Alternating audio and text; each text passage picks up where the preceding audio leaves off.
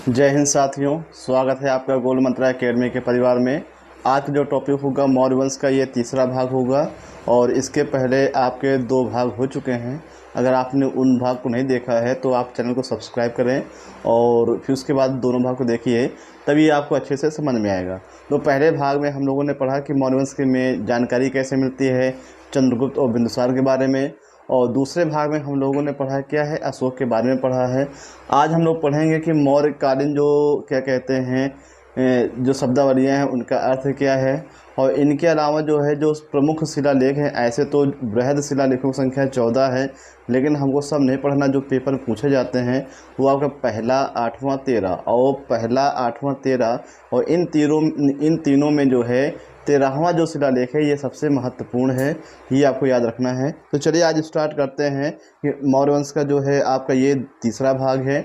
तो कल हम लोगों ने पढ़ा था अशोक के बारे में, तो आज उसी के आगे हम लेके चलेंगे। आज हम बात करेंगे अशोक के जो 14 शिलालेख हैं और उन शिलालेखों में जो प्रमुख हैं, आपके जो पेपर पूछे जाते हैं, महत्वपूर्ण हैं, तो उनकी ही चर्चा करेंगे।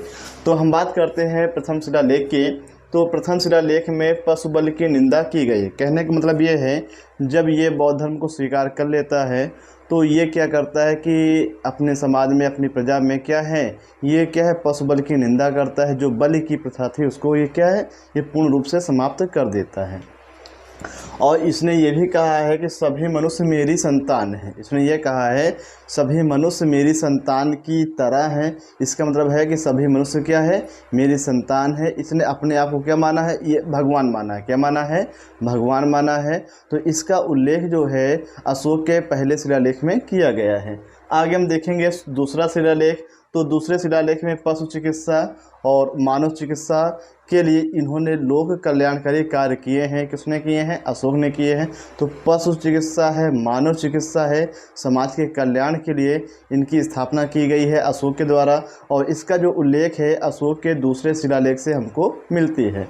आगे हम देखेंगे तीसरे शिलालेख में क्या है, राजकीय अधिकारियों का दौरा। तो कहने का मतलब है, जैसे ये आपके मगध में रहते थे तो किसी को दक्षिण भारत में भेजना है और किसी को पश्चिम में, किसी को पूरब में, किसी को तक्षशिला वगैरह, गंधार वगैरह। तो कहने का मतलब मगध एक राज्य था, लेकिन इनके समय में एक अखंड भारत था। तो मगध में बैठकर सभी जगह क्या है, जा तो सकते नहीं थे, पहले एरोप्लेन तो थे नहीं, लेकिन उसमें क्या है कि अधिकारियों की अलग से नियुक्ति होती थी।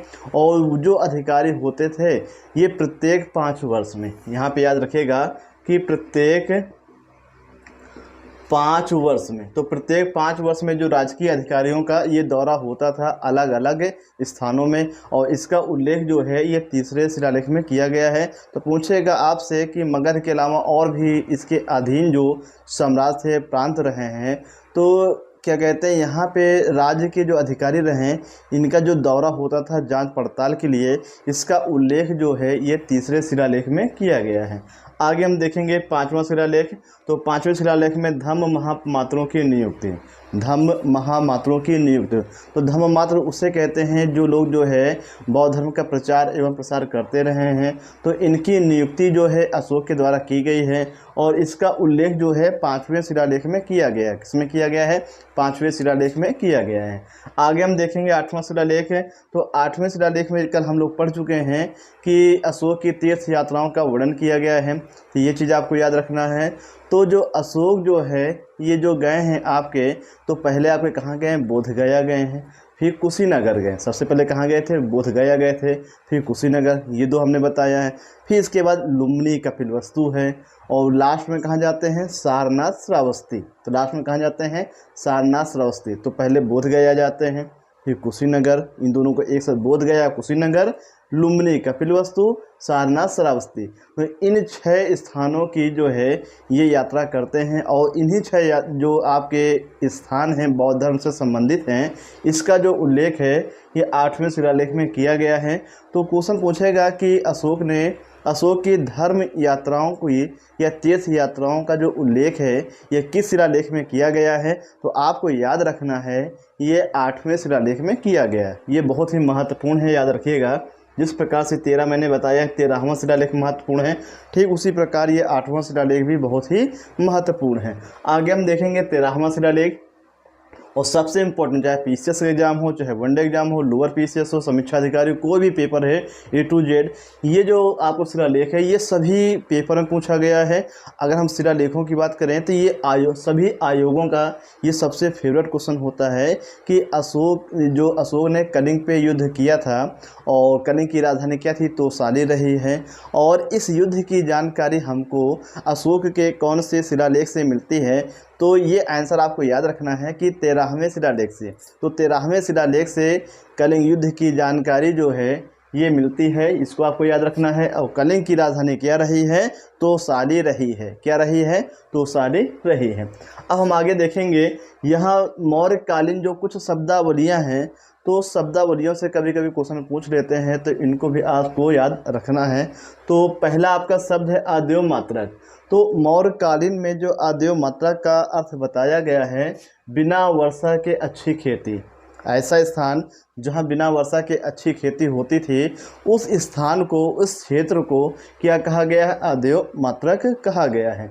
दूसरा आपका पॉइंट है कृष्ट। तो कृष्ट का मतलब होता है कि जुती हुई भूमि, ऐसी जमीन है जो जुती हुई होती रही है, उसे क्या कहा गया है, ये कृष्ट कहा गया है। और इसी का अपोजिट है आकृष्ट। क्या हो गया है, आकृष्ट, बिना जुती हुई ये मिट्टी या फिर खेती। तो जुती हुई जो मिट्टी होती रहे उसे कृष्ट है, और बिना जो जुती हुई वो क्या है, आकृष्ट है। और तीसरा है आपका सीता।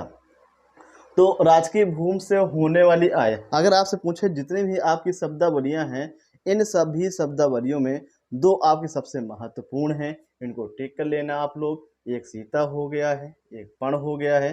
तो सीता और पण को बिल्कुल कंठस्थ कर लेना कि अगर वनडे एग्जाम हो चाहे पीसीएस एग्जाम हो, सभी एग्जामों में अगर शब्दावलियों में सबसे ज़्यादा जो आने की प्रबल संभावना है, सीता आ सकता है आपका और पण आ सकता है। तो इन शब्दों को मत भूलना।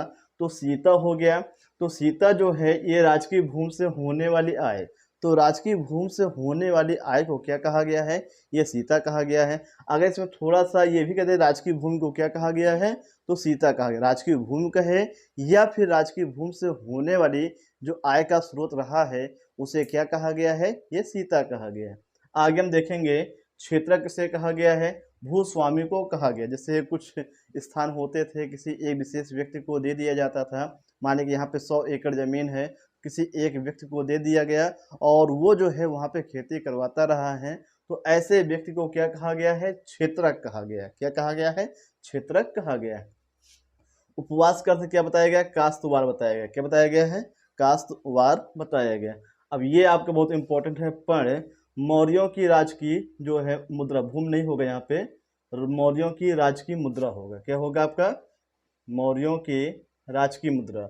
तो मौर्यों की जो राजकीय मुद्रा रही है वो पण रही है, जबकि राजकीय भूमि क्या थी, सीता रही। तो राजकीय भूमि सीता है और राजकीय जो मुद्रा है वो क्या रही है, पण रही है। ये सीता और पण को आपको अच्छे से याद रखना है।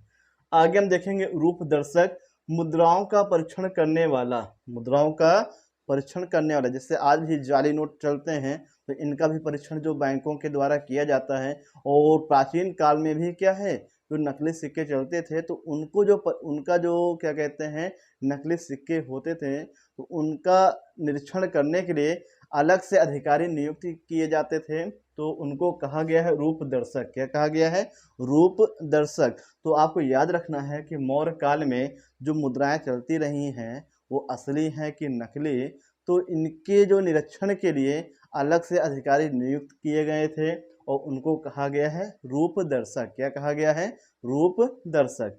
आगे हम देखेंगे सन्निधाता किसे कहा गया है, तो राजकीय कोषाध्यक्ष।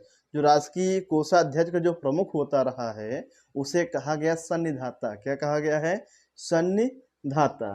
आगे है आमात्य। तो आमात्य ये प्रशासनिक अधिकारी, अमात्य क्या कहलाते थे, ये प्रशासनिक अधिकारी कहलाते रहे हैं, ये भी आपको याद रखना है। समाहर्ता ये होता था राजस्व विभाग का प्रधान। क्या होता था, राजस्व विभाग का प्रधान। तो यहाँ हम लोगों ने देखा कि कुछ शब्दावलियाँ हैं, तो इनको कम से कम एक दो बार लिख के प्रैक्टिस करेंगे, याद करेंगे, बहुत ही आसानी से आपको याद हो जाएंगे। और सबसे ज़्यादा जो इम्पोर्टेंट मैंने बता दिया, सीता और पण, ये छपने वाले क्वेश्चन है, इसको आपको याद रखना है। एक सीता हो गया है, एक क्या हो गया, पण। सीता क्या है, आपकी राजकीय भूमि है, पण क्या आपका ये मुद्रा है, सीता राज की भूमि है और पण आपकी क्या है, राज की मुद्रा है। आगे हम देखेंगे सीता अध्यक्ष। तो सीता अध्यक्ष था राजकीय कृषि विभाग का अध्यक्ष, इसका नाम ही है सीता, और पीछे हम बता चुके हैं सीता क्या है, ये राजकीय भूमि होती रही है, या फिर राजकीय भूमि से जो आय का स्रोत रहा है उसे क्या कहा गया, सीता कहा गया है। अब इसी में लग गया है सीता अध्यक्ष, तो राजकीय कृषि विभाग का अध्यक्ष, तो राजकीय कृषि विभाग का अध्यक्ष क्या कहलाता रहा है, सीता अध्यक्ष कहलाता रहा है। आगे हम देखेंगे पांड्या अध्यक्ष। देखिए यहाँ पांड्या अध्यक्ष है और इसका संबंध सीधा किससे है, पण से है, किससे है, पण। अभी पण मैंने क्या बताया है कि मौर्यकालीन जो क्या कहते हैं आपकी मुद्रा रही है उसे क्या कहा गया, पण कहा गया है, और इसका जो प्रमुख क्या कहलाया है, पांड्याध्यक्ष कहलाया, क्या कहलाया है, पांड्याध्यक्ष कहलाया है। और इसे जो ये होता रहा है क्या, वाणिज्य विभाग का अध्यक्ष या वाणिज्य विभाग का प्रमुख, है ना। आगे हम देखेंगे अक्ष पटलाध्यक्ष। अक्ष पटलाध्यक्ष किसे कहा गया है, महालेखाकार को कहा गया है। और यहाँ देखेंगे प्रशासन की सबसे छोटी इकाई, प्रशासन की सबसे छोटी इकाई क्या थी, तो आपको याद रखना है ग्रामिक, क्या थी, ग्रामिक। तो जो प्रशासक का जो सबसे छोटी इकाई थी क्या थी, ग्राम थी, और क्या इसका जो प्रमुख क्या, मुखिया कहलाता रहा, क्या कहलाता रहा, ये मुखिया कहलाता रहा। तो ये भी आपको याद रखना है, प्रशासन की सबसे छोटी इकाई ग्राम कहलाती थी, और इसका जो मुखिया जो है, मुखिया भी कहते थे और ग्रामिक भी कहते रहे, क्या कहते रहे, मुखिया भी और ग्रामिक भी कहते थे। आगे हम देखेंगे मौर्य काल में अर्थव्यवस्था का जो मुख्य रूप से आधार रहा है वो कृषि रहा, क्या रहा है, मौर्य काल में अर्थव्यवस्था का जो मुख्य आधार रहा है वो कृषि रहा है, ये भी आपको याद रखना है। उस समय जो आंतरिक व्यापार और बाह्य व्यापार होते थे, आंतरिक का मतलब होता है देश के अंदर, बाह्य का मतलब होता है विदेश में, तो हम कह सकते हैं आयात और निर्यात जो है ये दोनों होते रहे हैं मौर्य काल में। और इस समय जो है प्रमुख उद्योग क्या रहा है, वस्त्र उद्योग, क्या रहा है, इस समय जो है प्रमुख उद्योग क्या रहा है, वस्त्र रहा है। अब देखिएगा भड़ौच बंदरगाह, तो मौर्य काल में जो गुजरात, ये भड़ौच बंदरगाह कहाँ पे है, ये गुजरात में, कहाँ पे है, ये गुजरात में, ये भी आपको याद रखना है। तो ये प्रमुख बंदरगाह रहा है, गुजरात में रहा है। तो आप पीछे पढ़ चुके हैं कि चंद्रगुप्त मौर्य के दरबार में सेल्यूकस निकेटर ने एक राजदूत को भेजा था, उसका नाम था मेगसनीज। तो मेगसनीज ने अपनी पुस्तक इंडिका में भड़ौच बंदरगाह का उल्लेख किया है, लेकिन भड़ौच बंदरगाह नहीं कहा है, उसने भड़ौच को क्या कहा, बेरी गाजा कहा, क्या कहा है, बेरी गाजा। तो आपको याद रखना है किस व्यक्ति ने इसे बेरी गाजा कहा है, तो ये कहा गया है आपका मेगस्थनीज के द्वारा, और उनकी पुस्तक क्या थी आपकी, इंडिका रही, क्या रही है, इंडिका रही है। ये पुस्तक किसकी है, मेगस्थनीज। पीछे हम बता चुके हैं कि भड़ौच बंदरगाह ये जो है गुजरात में है, ये प्रमुख बंदरगाह रहा है मौर्य काल में, आयात और निर्यात यहीं से मुख्य रूप से होते रहे हैं। और भड़ौच बंदरगाह को मेगस्थनीज ने अपनी पुस्तक इंडिका में क्या कहा है, बेरी गाजा कहा, क्या कहा है, बेरी गाजा कहा है।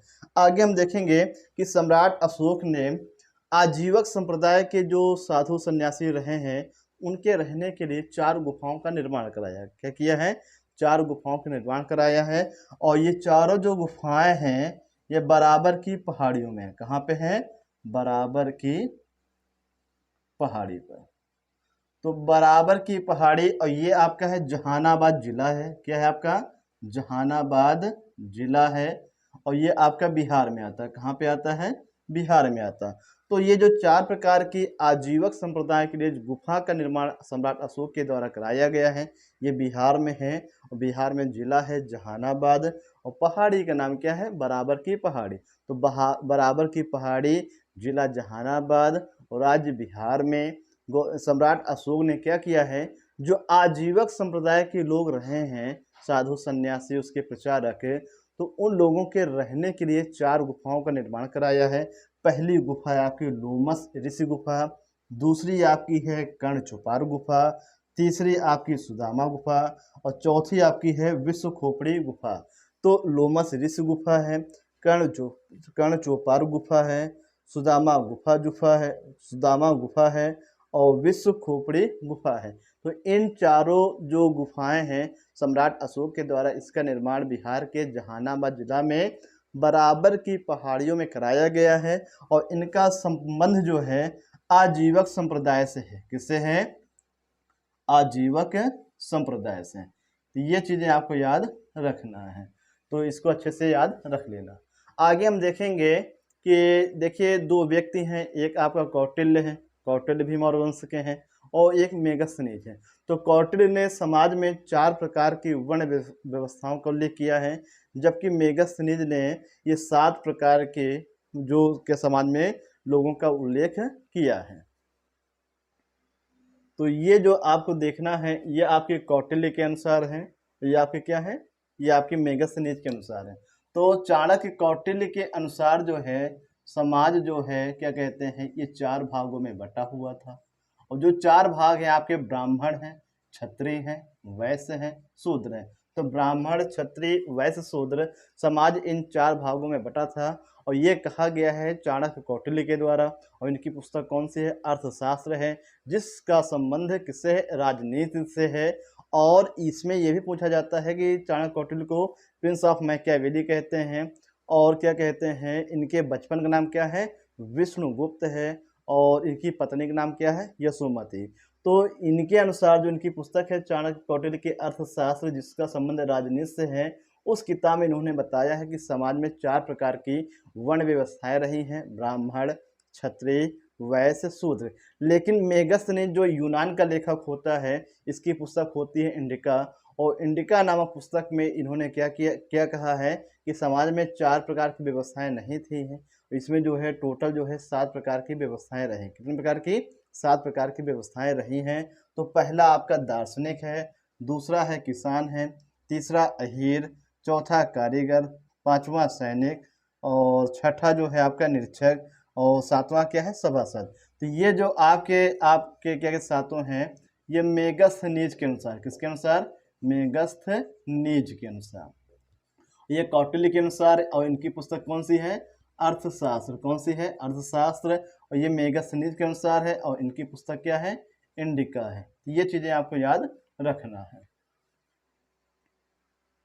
तो इन दोनों पॉइंट को आपको अच्छे से याद रखना है कि कौटिल्य के अनुसार क्या है और मेगस्थनीज के अनुसार क्या है।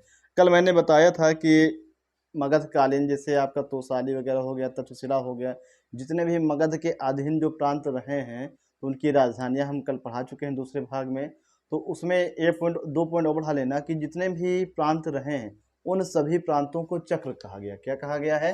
चक्र कहा गया है। तो जब सम्राट अशोक रहे हैं, या फिर हम कह सकते हैं मौर्य वंश के शासनकाल में जितने भी प्रांत रहे हैं, उन सभी प्रांतों को क्या कहा गया है? चक्र कहा गया। क्या कहा गया है? चक्र कहा गया है।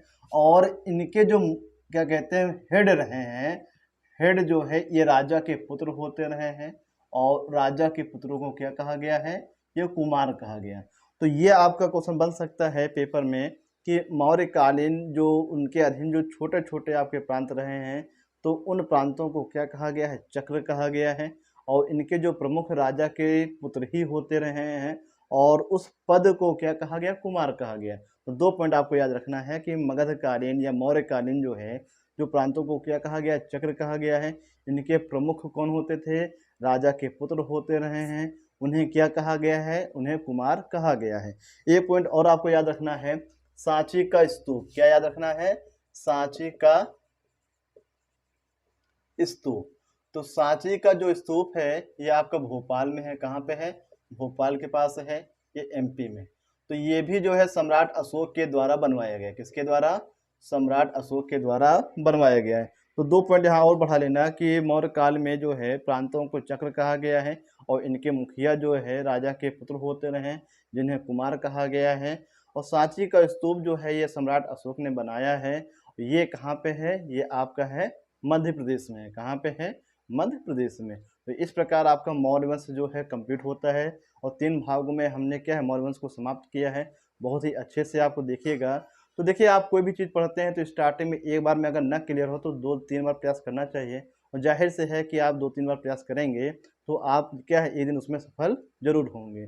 आप पहले बार में अगर असफल हो जाते हैं, ऐसा नहीं कि आप हमेशा असफल ही रहेंगे, तो आप 2-3 बार प्रयास करेंगे तो सफल ज़रूर होंगे। तो इसको आप क्या है तीनों भागों को अच्छे से देखिएगा और अच्छे से नोट्स बनाइएगा और रिवीजन करिएगा। और एक चीज़ और कहेंगे, अगर जो लोग डिटेल में तैयारी करना चाहते हैं, तो आप जो डिटेल स्टडी की किताबें ले सकते हैं, उनको और डिटेल में आप पढ़ सकते हैं। तो आज का ये टॉपिक समाप्त होता है। आज का जो क्वेश्चन होगा आपसे, आपको बताना है सोडियम का परमाणु क्रमांक कितना होता है और परमाणु भार कितना होता है। इसका जवाब आपको कमेंट सेक्शन में लिख के बताना है। परमाणु भार और परमाणु क्रमांक कितना होता है किसका? ये सोडियम का। तो इसका आपका जवाब कमेंट सेक्शन में लिख के बताना है। धन्यवाद। जय हिंद, जय भारत।